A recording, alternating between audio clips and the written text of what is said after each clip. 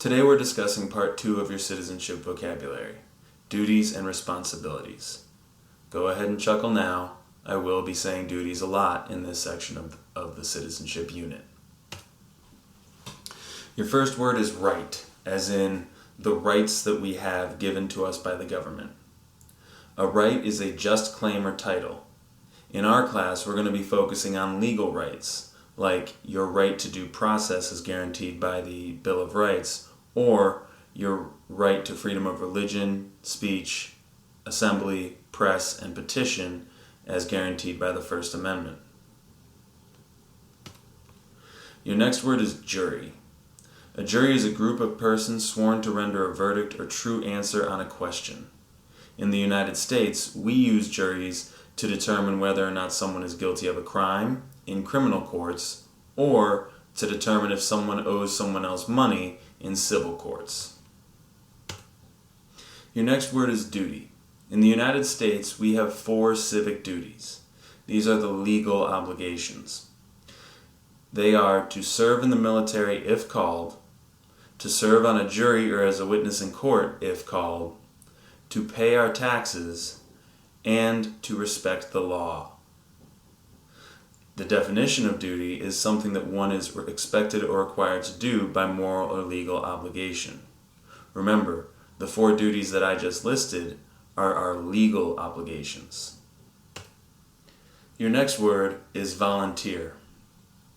Volunteer means to offer oneself for some service or undertaking. For our class, we're talking about volunteering as in volunteering for community service, or volunteering to serve on an elected or appointed government position, in the sense that you're volunteering your time to do your government job to better whoever it is that your government job is overseeing. Your next word is responsibility. The responsibilities that we're talking about are civic responsibilities. Responsibilities are the state of fact of being responsible, answerable, or accountable for something within one's power, control, or management. For example, you probably have chores to do at home. Those are your responsibilities. You're expected to do them, but no one's expected to tell you to do them. You're just expected to do them. In the next part of the unit, we're going to talk about civic responsibilities. Your next word is tax. You're probably very familiar with taxes. In fact, whether you know it or not, every single one of you is already paying taxes in the form of sales taxes. If you bought something in the past week, you paid some taxes. A tax is a sum of money demanded by a government for its support or for specific facilities or services. In other words, we pay our taxes so that the government will do things that we can't do for ourselves, like pay for the police, or pay for teachers, or pay for firefighters.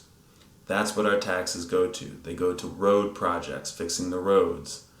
Taxes pay for all of that. Your next word is democratic institution. A democratic institution is a group of people bound together by a similar culture or belief. If you look at the picture examples, you can see the Democrat donkey and the Republican elephant.